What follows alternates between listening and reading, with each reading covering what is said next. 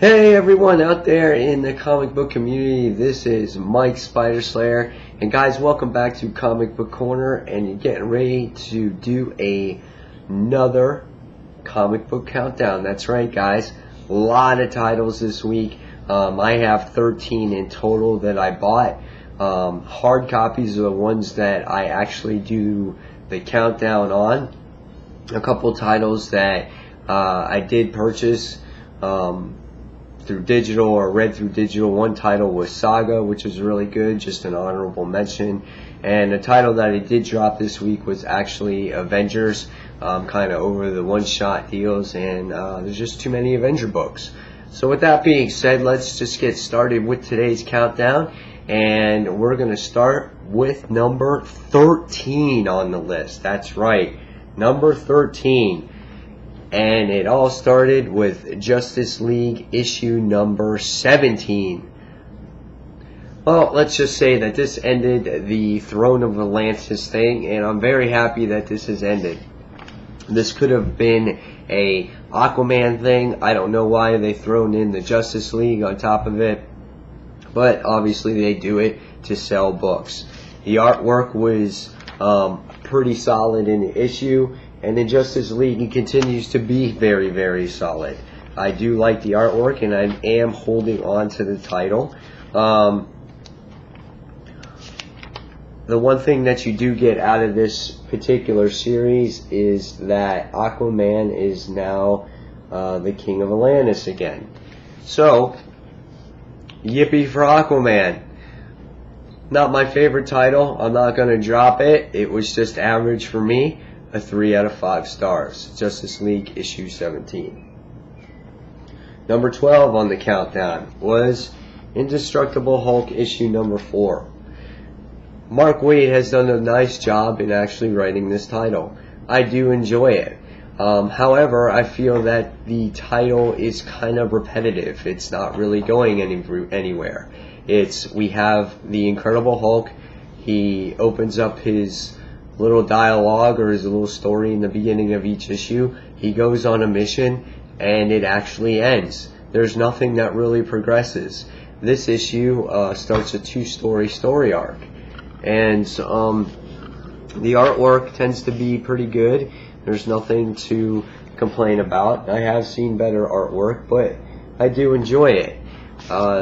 This is another issue where we have to deal with stuff that is under the water, and I'm not really a huge fan of all that. We get to meet Bruce Banner's scientific team, which is really cool, and we get to see some cool sea creatures. But besides that, there wasn't really anything here that really, excited me. But I do like the title, and I'm interested to see where it goes. Ends on the cliffhanger of the Hulk kind of falling to his death in the water. So we'll see where it goes from here. And again, nothing really special.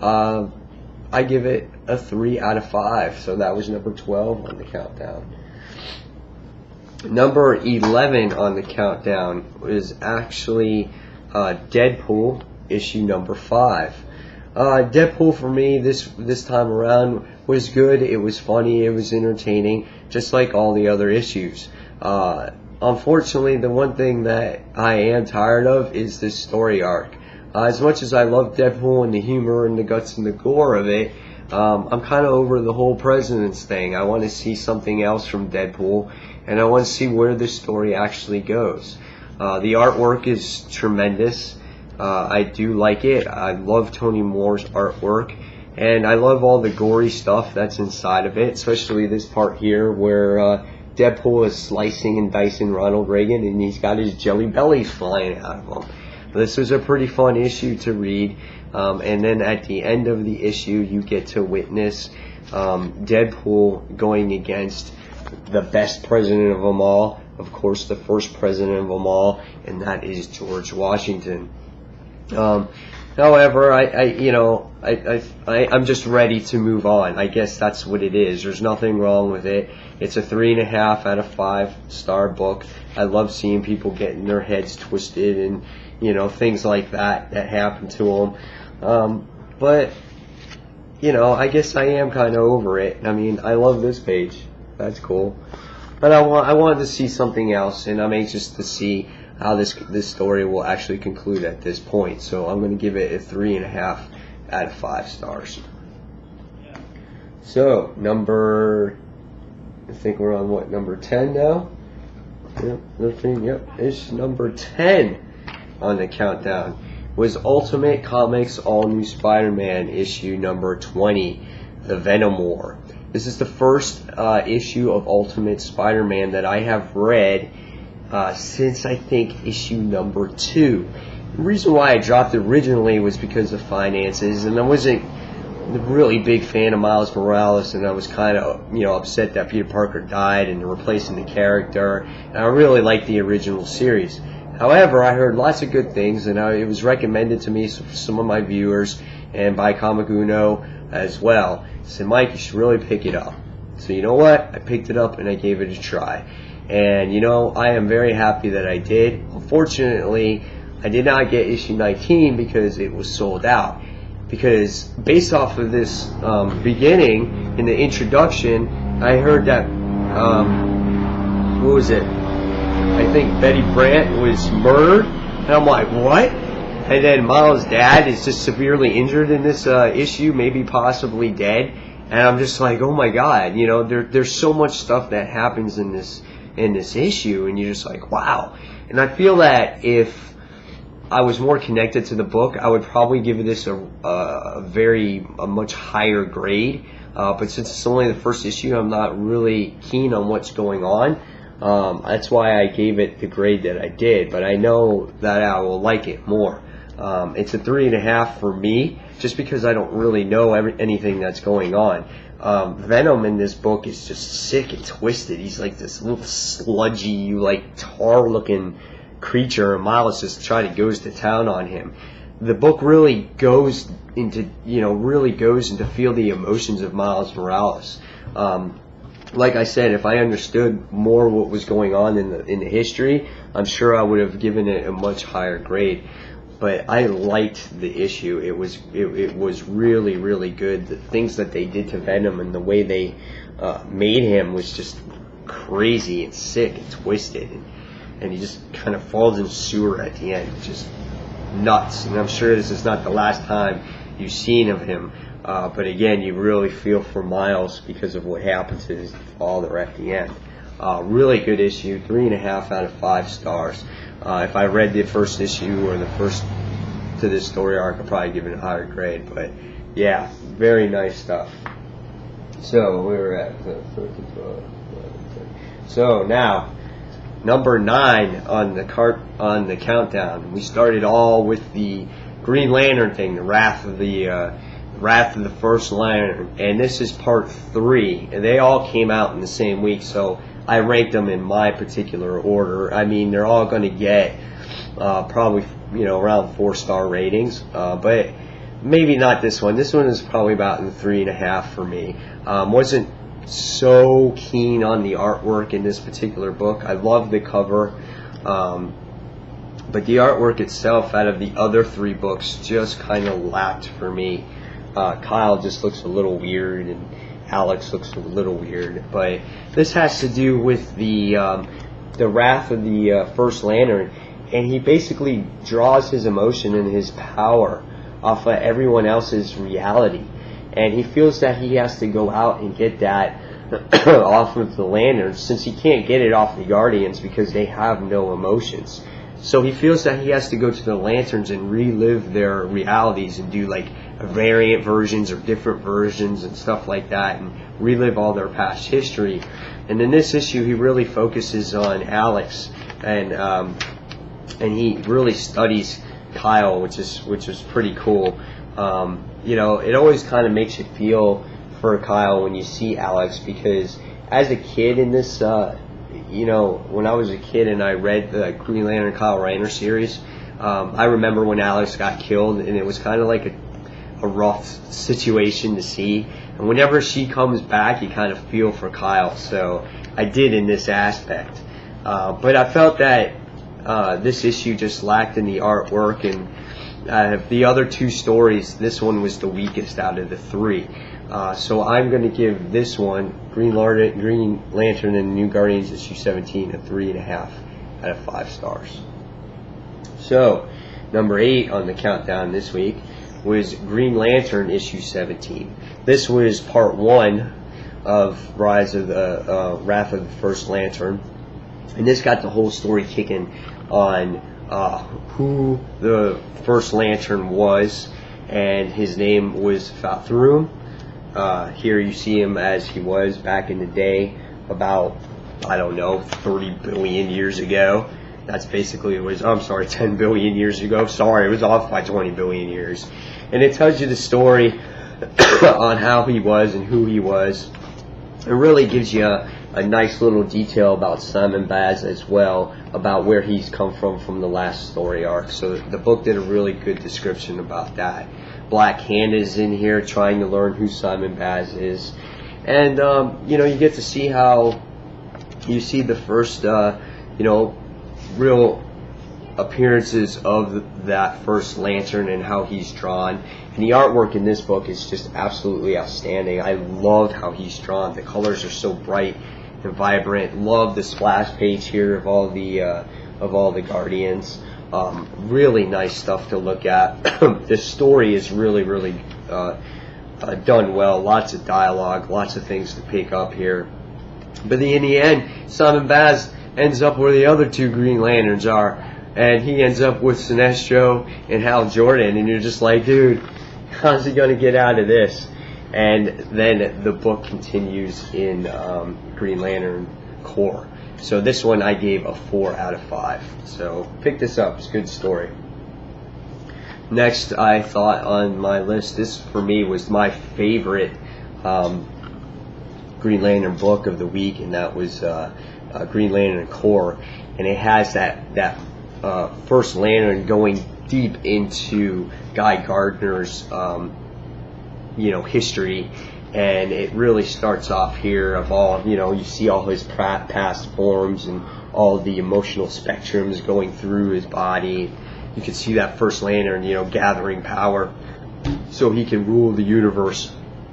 And it's great how they show Guy's past, and it really digs deep into his head, you know, and it tells, you know, shows how his sister and his brother, how they could have passed away, and he realizes that it's not reality, it's fake, and it was really cool. And then it shows a thing about how Guy was on the Force and how he stopped this mad bomber from blowing up a plane, and the First Lantern showed a alternate version of that, of what could have happened instead of him killing the actual bomber, how the plane could have blown up.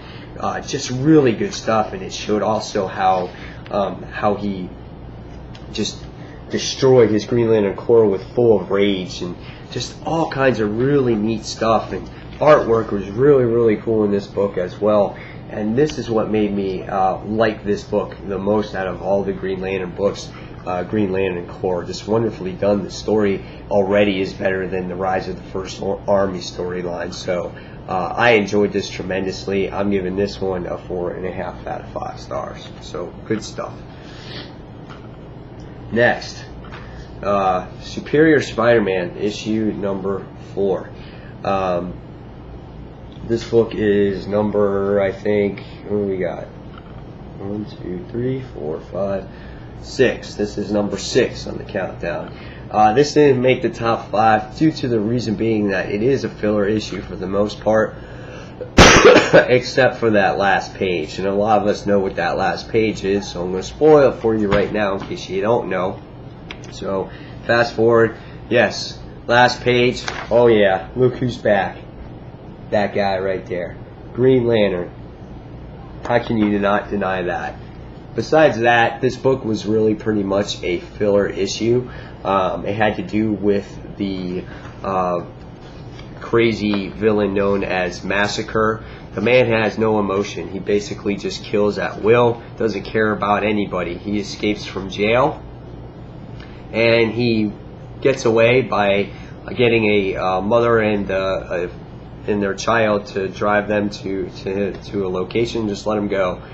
And it focuses on Peter Parker, or Dr. Octavius, trying to help Aunt May, and he wants to get his degree, and because he's never known as a doctor, not Peter, as Peter, he was never known as a doctor. So little things in here that kind of, add to the story, but nothing really has changed except that last last panel in the issue where you see Green Goblin. So I'm going to give this book actually a 4 out of 5. But I like Superior Spider-Man. There might be some people that are turned off by it, but I like how Dr. Octopus is just, he is being the hero, but he's doing it in his own terms, but he doesn't realize that he's ruining Peter Parker's life, and it's Doc Ock for you. So number 6. Number 5 on the countdown, top 5, and this might surprise a lot of people, but it was Vibe, issue number 1, written by Geoff Johns. This book was written beautifully. It took this like C-list character and it made him into a superstar. I don't know. He's got these cool powers. He can vibrate shit, blow it all up. The trans-dimensional drifts, shifts where he can pull people out of one dimension, bring them out into the other part. He's working with Angus. You get to see his origin story in here. The artwork is done really nice. The story was really went into good detail to describe what was going on in this particular issue. Really good stuff. I suggest people give Vibe a chance, give Geoff Johns' new character a try. The artwork was really good. It leads into the Justice League of America story, and then it really goes into this cliffhanger about getting the JLA together and getting Vibe ready, because they know that Darkseid is getting ready to rescue his daughter. And that was the cliffhanger that it left you at. And I was like, wow, this is really cool. This is not cheesy in any way, shape, or form. And I bought it thinking it was going to be cheesy, and I was pleasantly surprised. So that's why it landed on my top 5. So, number 4, Savage Wolverine. Frank Cho writes and draws this book. It pretty much left off right where we last left off. And it had to do with Wolverine falling from the sky, and he basically falls, and well, let's just say he just gets another stake into his heart there. And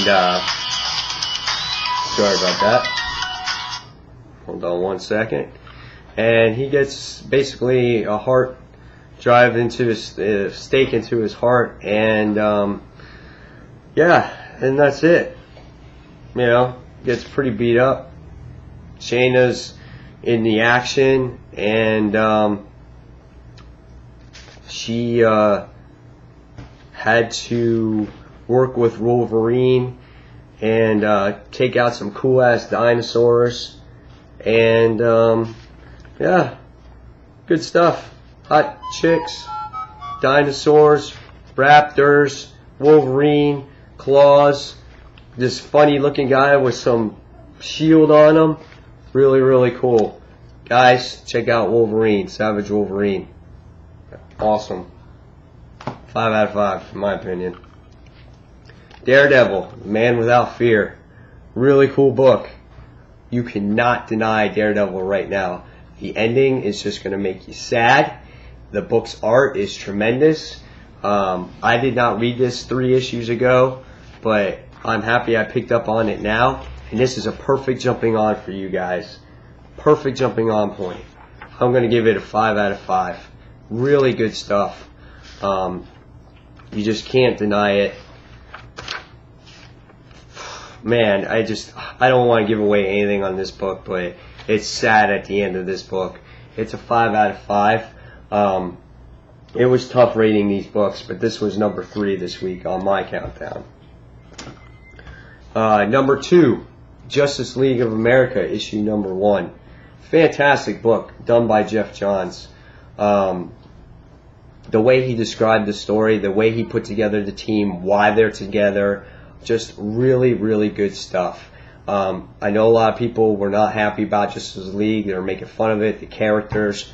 But now that I read it, it makes sense. Go out, try it if you like.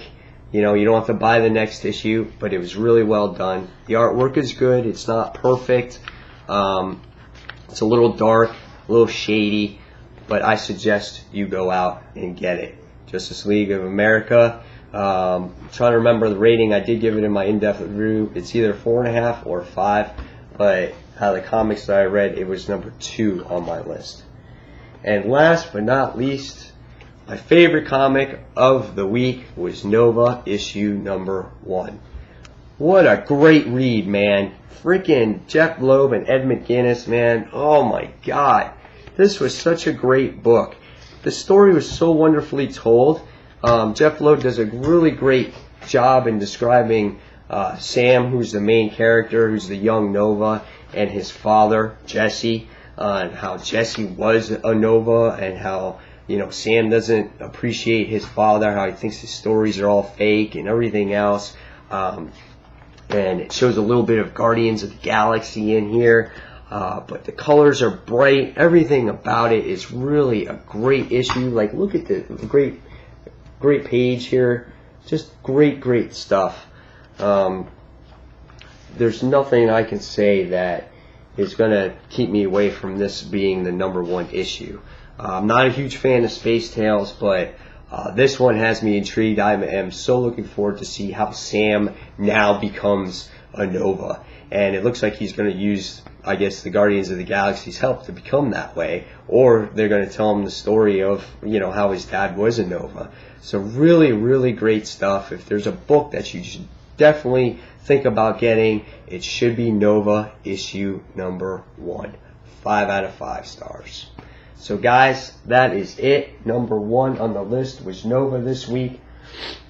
Hopefully you guys, you know, agree with some of my picks. If you have anything different on what you think should have been number 1 this week, then just let me know in the comments below. Sorry I had to cut this a little bit short. I got kind of a little bit of an emergency that I have to go to. So guys, as always, thank you for watching Comic Book Corner, and thank you for watching the Comic Book Countdown this week. And this is Spider Slayer signing off. Everyone, take care, and I'll see you real soon. Bye.